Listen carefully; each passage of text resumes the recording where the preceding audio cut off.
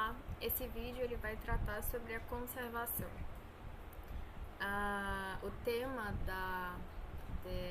desse vídeo, né, é por que e para quem conservar. A conservação dos ambientes naturais, ela é estudada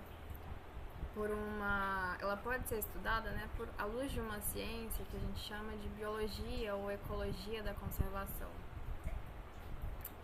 E essa ciência ela é bastante distinta, né, diferente porque ela é bastante prática. Existe toda uma teoria assim por trás, mas em comparação com as outras ciências ela é muito mais prática. Aí essa teoria que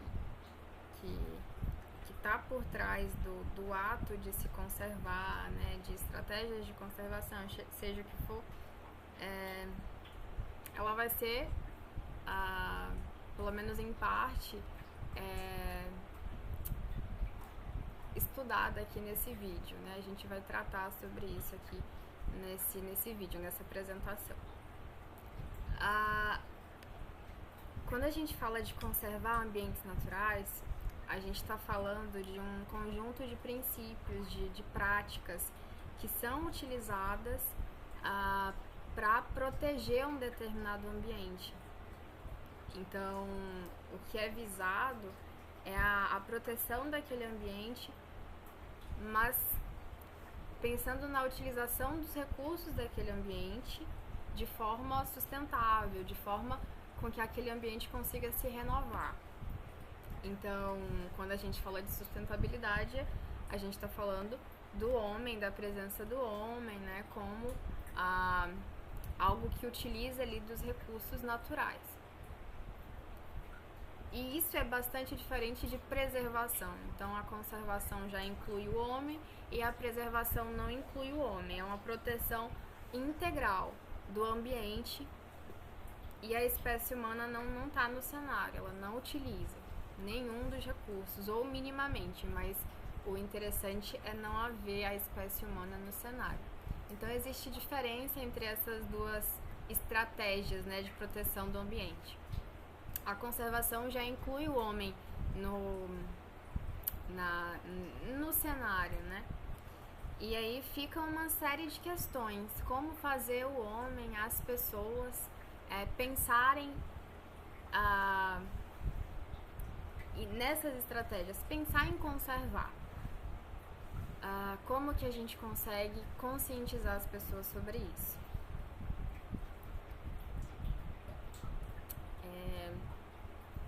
Então é interessante a gente se localizar temporalmente e espacialmente, porque numa linha cronológica, desde o surgimento, desde a estruturação do universo,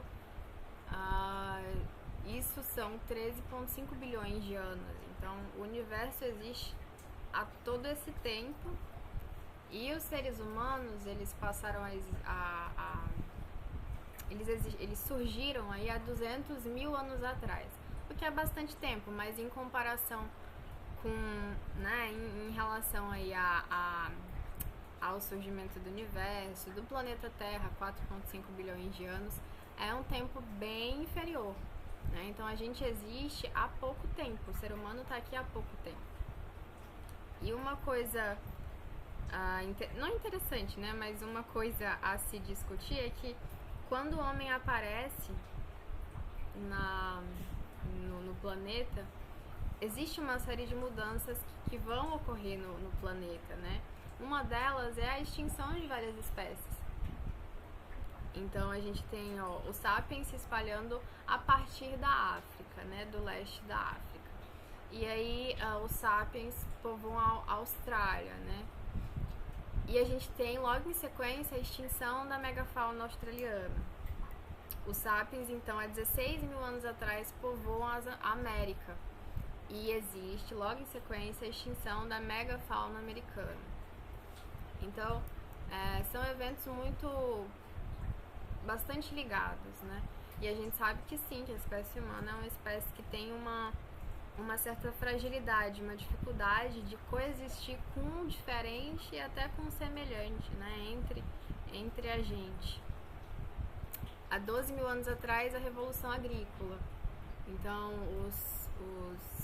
os seres humanos, eles deixaram esse comportamento um tanto mais nômade, né, de estar se locomovendo bastante para procurar o alimento, para fugir de predação, tudo, e adotaram um comportamento mais acomodado, né? Se estabeleceram num determinado local e passaram a desenvolver a agricultura, a domesticar os animais. Então a gente tem a Revolução Agrícola aqui, que é um ponto interessante, porque a espécie humana ela passa então a tomar um ambiente como seu, assim, né?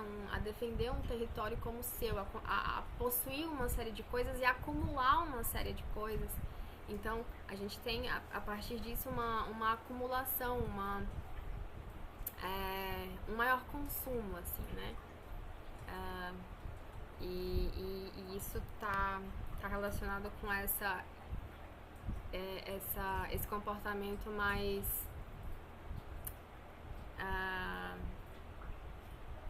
com o estabelecimento da espécie humana em um determinado local. O Homo sapiens, a espécie existe há cerca de 200 mil anos, né? Mas existiram uma série de outros hominídeos, né? Bem semelhantes a nós, de outro gênero Australopithecus, vários outros gêneros. E tem uma outra espécie do gênero Homo que coexistiu com a espécie humana, que é o caso do Homo neanderthalensis. Então, o que se sabe é que aparentemente o Homo neanderthalensis ele foi extinto pela espécie humana, mas coexistiu com o Homo sapiens. E, bom, esse gráfico ele está ilustrando aqui as grandes extinções em massa que ocorreram na história do nosso planeta, né? Então, muitas espécies foram extintas em alguns períodos específicos, por conta de uma série de acontecimentos, de desastres e tudo mais. Então, no eixo X, a gente tem o tempo, né, em milhões de anos. E no eixo Y a gente tem a taxa de extinção. Então a gente tem picos de extinção, são 5 grandes picos de extinção que são conhecidos como as Big Five, né? As 5 grandes extinções em massa. A última foi a do Cretáceos, no Cenozoico, onde a gente tem a extinção dos dinossauros não avianos. Eles foram extintos aí nesse período, e aí a gente tem uma consolidação das espécies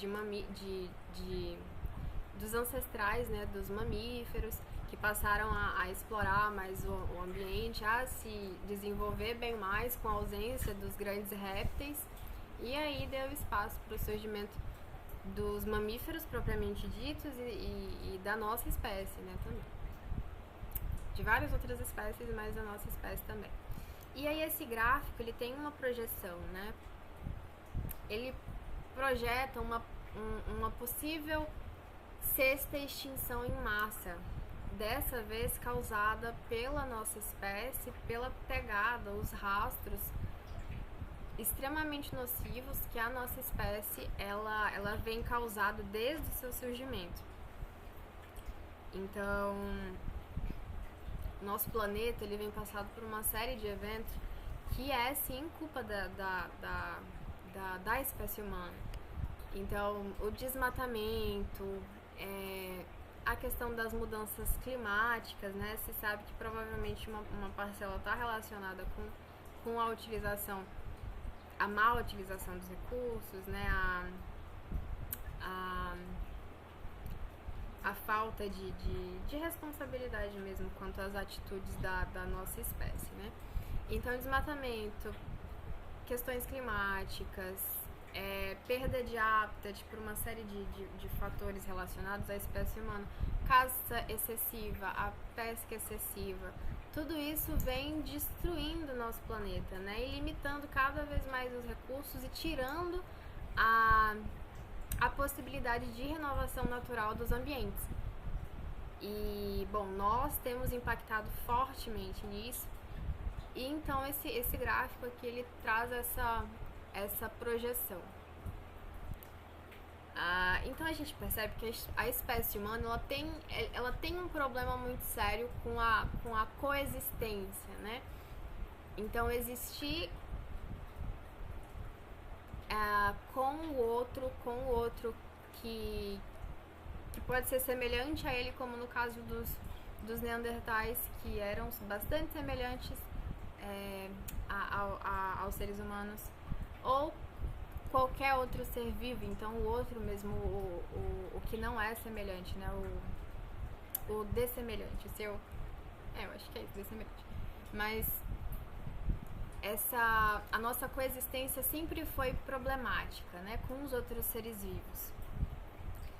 E isso faz a gente pensar o que deve ser feito, o que nós devemos fazer ou desenvolver, para melhorar essa convivência nossa com as outras espécies e logo com o planeta, né?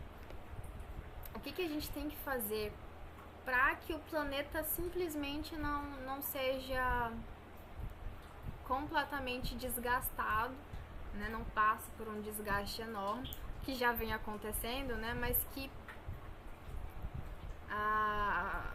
como que a gente conserva os meios? Como que a gente vai conservar para que catástrofes maiores não ocorram? E aí a gente tem uma série de discussões sobre a questão da conservação. Aristóteles, ele fala que a forma como nós percebemos o mundo, ela determina em grande parte como que nós agimos frente a ele. Então, se nós agimos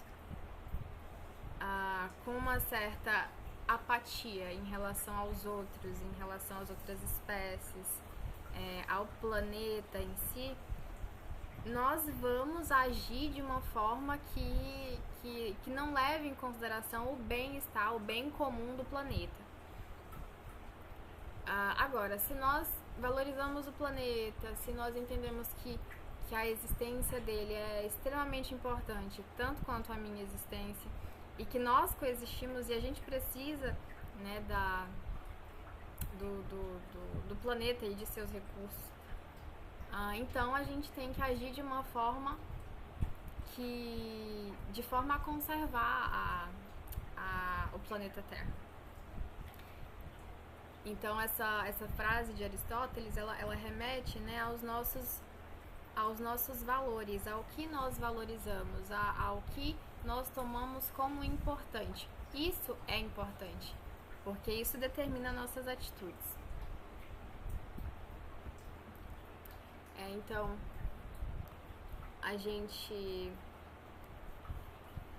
nós como sociedade, como um grupo, né, o que a gente valoriza? O que nós tomamos como algo de importante, né, ou como algo de valor?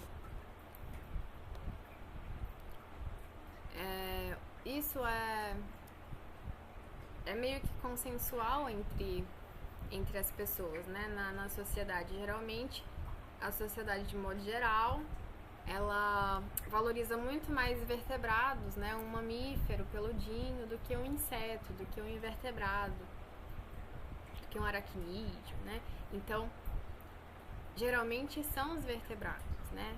São as coisas, geralmente os mais fofinhos, né, os mais dóceis. Valoriza mais uma espécie ou um ecossistema? A tendência geral é valorizar mais uma espécie, né? Enquanto mais aparentada da gente, talvez exista uma maior simpatia, né? Plantas com flores ou sem flores? As plantas com flores são mais bonitas, são mais estéticas, né? Para muitos são mais bonitas. Então, é muito melhor uma planta com flor. Então, essa é a visão, né? a gente sempre tem juízo de valor sobre o mundo, e sobre a natureza não é diferente. A gente prefere certas coisas e outras já não agrada tanto. Então, animais coloridos ou sem cor. Geralmente os coloridos são muito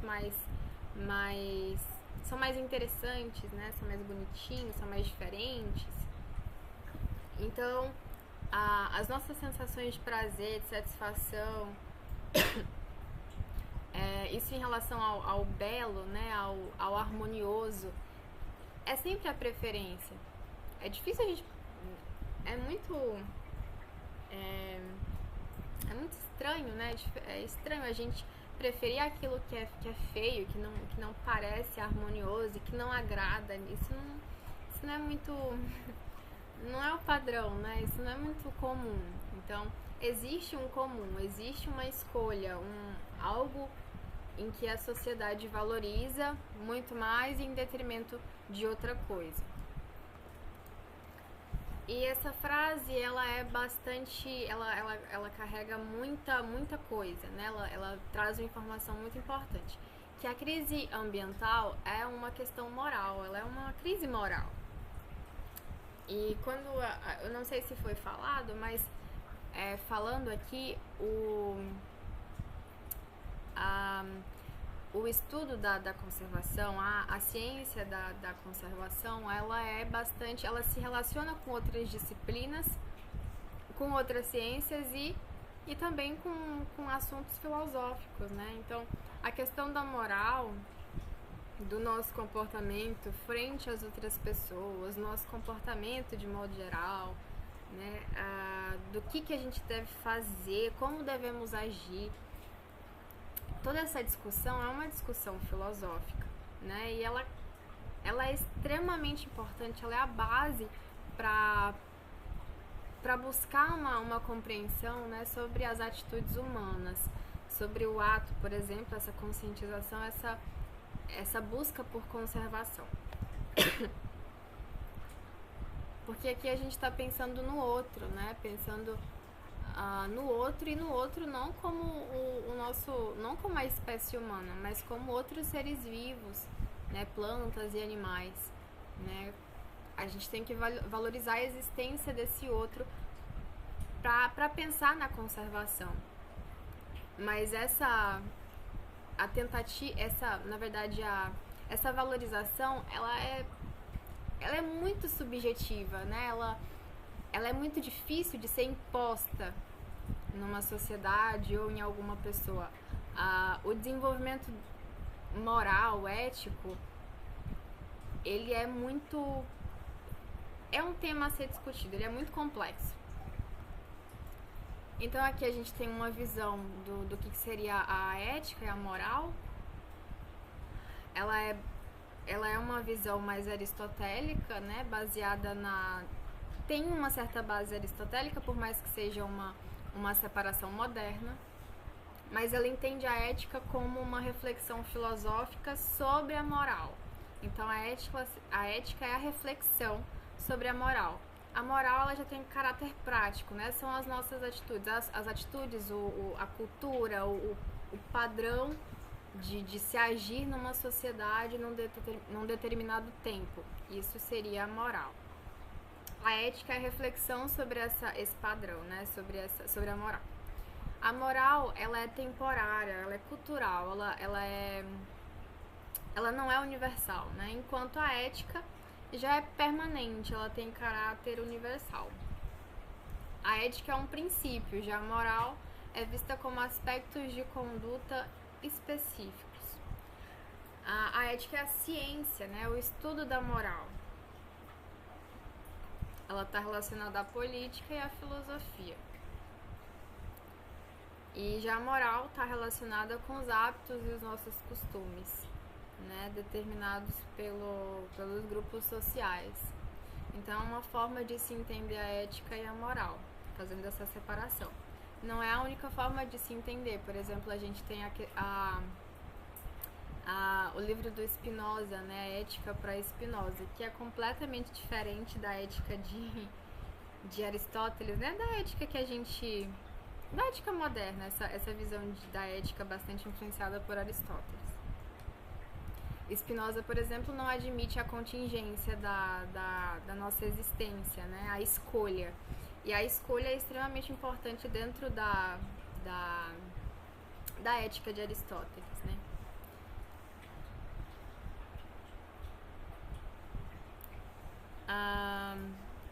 Então, a ética é uma disciplina da filosofia que vai analisar as tomadas de decisões sobre o bem, sobre o mal, né? Sobre o bom, sobre o ruim, o que é certo, o que é errado. E isso influencia nossas atitudes, né? E isso mexe com a nossa visão do mundo e talvez pode mudar, né? Forma, valores e tal. A reflexão é importante.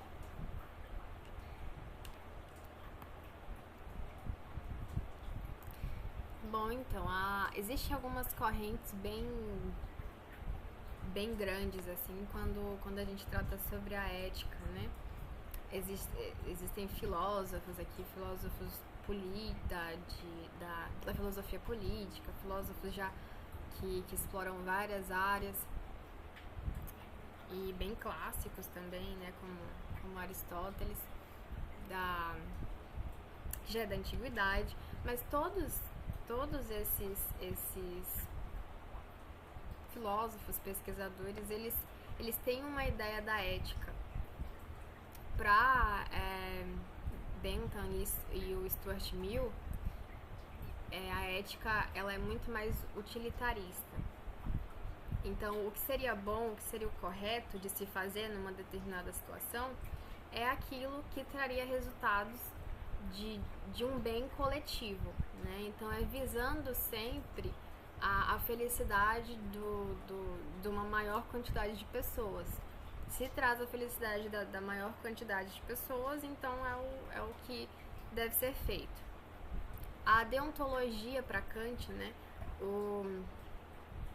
A ética dele, a questão do imperativo categórico, ela leva em consideração algumas ações que são intrinsecamente certas ou erradas. Isso só através da razão. Então, Kant defende que, através de um raciocínio que é comum para todos, né? É universal. A gente chega numa melhor atitude, né? No certo ou no errado. Então, existem questões que são que determinada atitude é ruim e não tem o que se pensar. Se é ruim para uma pessoa, se vai ser ruim para muitas pessoas, ou se vai ser bom para várias pessoas, né? Como pensando no Stuart Mill, no utilitarismo, não importa. Existem coisas que são certas e erradas e um raciocínio correto chega nessas coisas intrinsecamente erradas e intrinsecamente certas. E por fim, a ética de Aristóteles, que é a ética da virtude, que já pensa no desenvolvimento da pessoa à luz das virtudes, né? A virtude que só é alcançada com o hábito constante, com esse esforço pessoal, né? Então já trata de uma mudança da pessoa. Tenta buscar essa mudança das pessoas à luz das virtudes, desse desenvolvimento, de uma sobriedade, né? De um equilíbrio no nosso comportamento. Então são algumas correntes dentro da ética. Mas essas correntes, quando se pensa na ética, por muito tempo a ética só era relacionada às nossas atitudes em relação às outras pessoas, né? Como nós devemos nos comportar em sociedade, sabendo que existem várias outras pessoas que coexistem, né, com a gente. O que eu devo fazer, né? Como alcançar, como fazer o correto, né? O que é o certo. Mas sempre pensando no outro ser humano. E na grande maioria das vezes, né? Só que existe já uma linha mais bem moderna, pós-moderna, eu acredito, que já é pensando não no semelhante, nas outras pessoas, mas em tudo, na natureza como um todo. Então a ética ajuda-nos a lidar conosco próprio, depois com os iguais a nós e ainda com aqueles que não são iguais a nós, né? Com todos os outros. Se a gente considera todos os outros a natureza, então a gente tem que pensar também nas nossas atitudes em relação à natureza. E aí Huxley, em 73, propõe uma experiência de pensamento em que em que a gente imagina, né, que se fôssemos o último ser humano existente na Terra, depois de um colapso total que eliminaria todos os outros seres vivos, animais e plantas. Depois de se nós fôssemos o último ser humano na Terra, se estaria tudo bem em eliminar todos os outros seres vivos, animais, plantas. Isso seria um comportamento ético? Eliminar, destruir a natureza seria um comportamento ético? Se a resposta é não, então o que justifica essa posição de não ser um comportamento ético?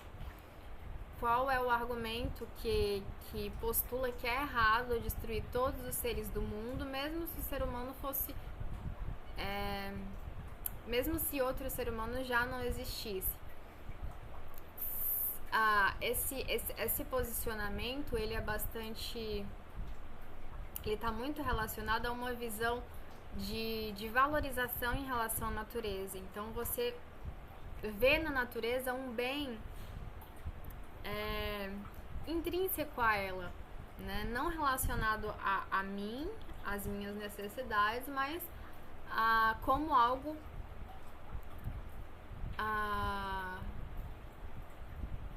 da natureza, né? Então um bem na natureza, um bem intrínseco. Todos os seres vivos têm valor por si mesmo, não em relação ao ser humano. Então é basicamente isso. E aí a gente parte de uma ética antropocêntrica, as correntes filosóficas clássicas, tal, elas são todas bastante antropocêntricas, né? Essa ética não antropocêntrica, ela está muito relacionada aos estudos em conservação, à biologia da conservação, porque aí a gente já está pensando em conservar, em preservar o meio ambiente, os animais, os outros seres vivos de modo geral. Bom, e a gente tem que considerar que a natureza, ela, mesmo quando considerada como algo que tem um valor intrínseco de existência, um direito de existir tanto quanto nós temos, apesar disso, a natureza, ela nos traz uma série de benefícios, né, que a gente também pode considerar isso. Quando a gente pensa na conservação, na verdade é um forte fator, né? Então a natureza, ela nos dá uma série de serviços que podem ser ou não identificados por nós, né? Então são muitos, existem uma série de serviços ecossistêmicos que são oferecidos a nós.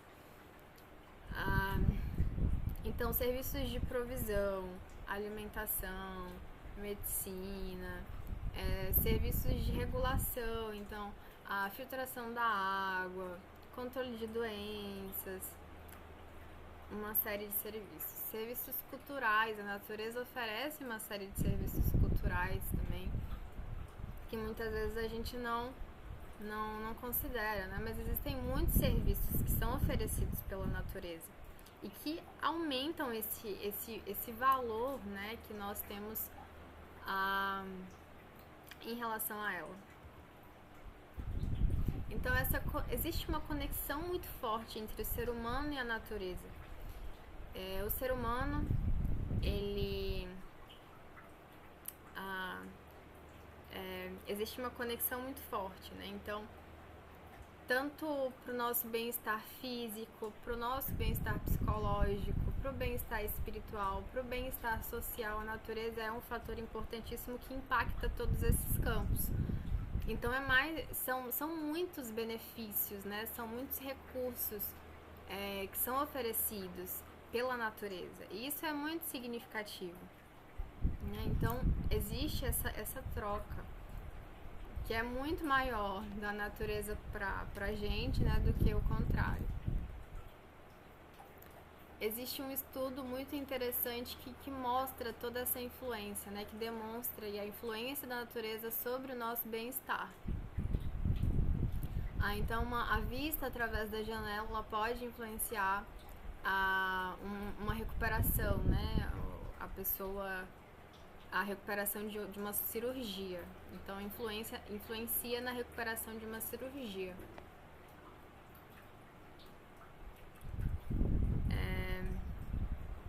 Nessa pesquisa foi analisado, então, algumas pessoas que estavam sendo sedadas, né, com analgésicos, com medicamentos para dor, e foram comparados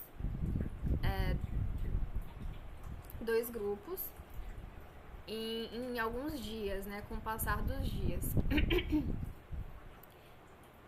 E aí foi dado, então, algumas doses de analgésicos para as pessoas de um grupo, que era o grupo que tinha uma vista não para a natureza, mas uma vista para vários tijolos, né? Então, tinham esse grupo e tinha um grupo das pessoas que tinham uma vista para a natureza, uma paisagem natural, observavam então essa paisagem. E o que foi notado é que, com o passar do tempo, as pessoas que tinham uma vista para a paisagem, elas foram necessitando cada vez menos e mais rápido do que as outras pessoas que tinham essa visão para a parede, né? De analgésicos. Então, foram necessitando de menos analgésicos ou de analgésicos mais fracos, né? Então, aqui a gente tem os analgésicos fortes, moderados e fracos. Aqui o grupo que estava vendo a natureza, né? Eles estavam usando aqui uma certa quantidade de analgésico, de doses. E aí, depois de alguns dias, do dia 2 ao 5º dia, as pessoas que tinham uma visão para essa parede de tijolos, elas mantiveram, assim, uma quantidade de analgésicos, né, em comparação ao dia anterior, aos dias anteriores. Já o grupo que tinha uma vista para a paisagem aumentou muito mais a dose de analgésicos fracos e diminuiu consideravelmente os analgésicos de mais fortes. E os moderados também diminuiu. Então foram trocados por analgésicos mais fracos.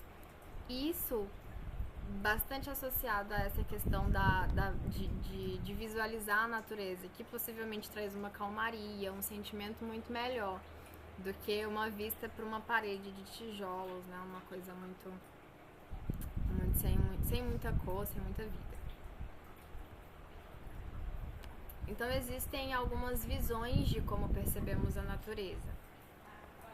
A gente pode perceber a natureza como duas coisas completamente isoladas e separadas e sem influência uma da outra, né? Então, dessa forma, a gente pode perceber essa relação que temos com a natureza como uma interação, né? Então, as pessoas e a natureza existem, né? Coexistem e elas se interagem. Existe uma interação.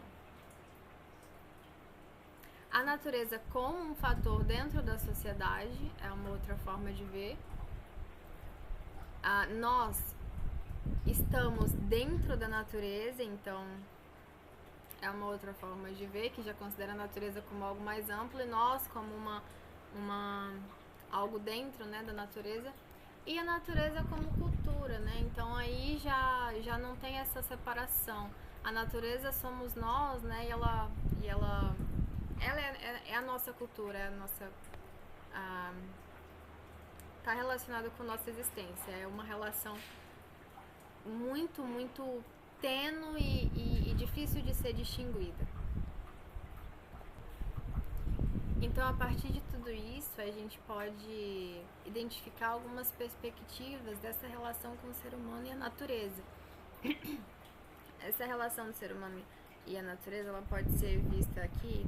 Esse gráfico, ele vai ilustrar então essa relação, ele vai alocar essa relação de acordo com o valor da natureza, como nós vemos a natureza, então qual é o valor dela, se é por ela mesma, então um valor intrínseco, ou porque a natureza, ela nos oferece muitos recursos. Então, pensando na relação ser humano-natureza, não na natureza como algo que tem um bem em si, né?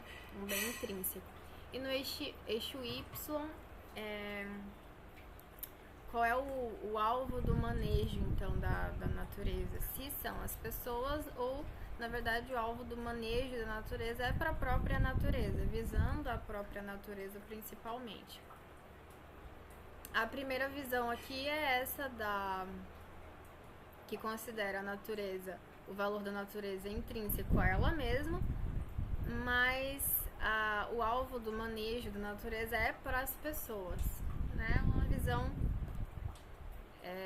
bem meio ambígua, mas é uma forma de se ver. Ou a natureza, o valor dela intrínseco, né? E o manejo dela para a própria natureza. Então, é uma visão que destaca a natureza. E não coloca tanta ênfase a essa relação que temos com a natureza e a necessidade que nós temos em relação à natureza. A natureza como uma commodity, né? Como o valor dela está nos recursos, mas a natureza, ela é manejada pela própria natureza, é uma outra visão. E a natureza como uma commodity, uma fonte de recursos para nós, seres humanos. Então, o alvo do manejo somos nós, é uma outra visão, que já desconsidera bastante a natureza como algo que tem um valor intrínseco e já dá mais ênfase à relação do ser humano enquanto um ser que precisa utilizar os recursos naturais. Então, são essas visões. A gente pode se posicionar, né, em relação a essa questão, né, da natureza e a nossa relação com ela, e observar que existem tendências, né? Aqui eu me posiciono como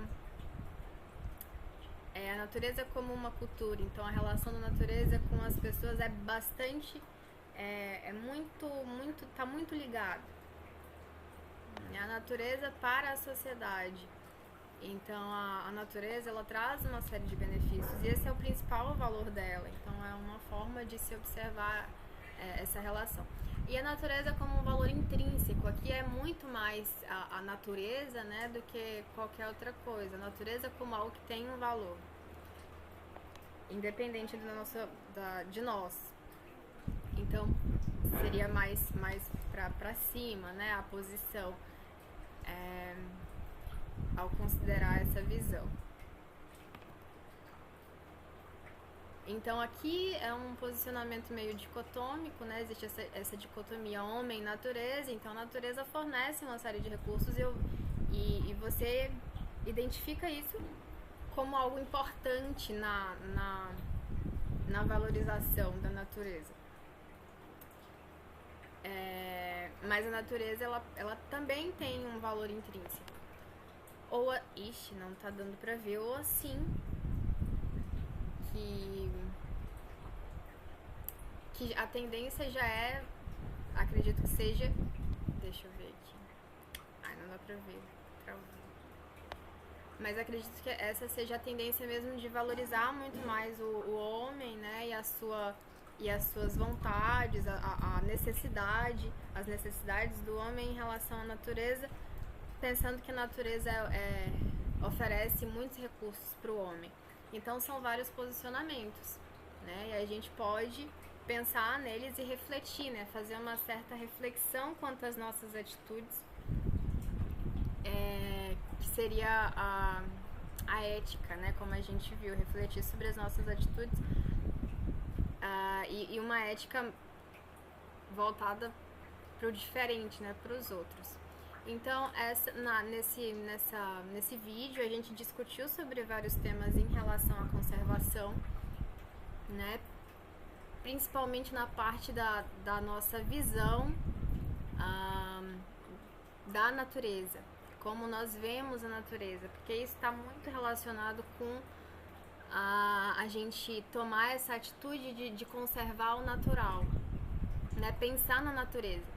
A gente pode pensar na conservação da natureza por conta de vários fatores, né? Por conta que a natureza oferece uma série de serviços, ou porque a natureza ela oferece uma série de serviços, mas ela tem um valor intrínseco, e aí a gente fica entre essas duas coisas, ou porque a natureza tem um valor intrínseco independente de mim, né? E das minhas necessidades, dos recursos que a natureza oferece. Então existem posicionamentos aí que são gradientes entre esses três.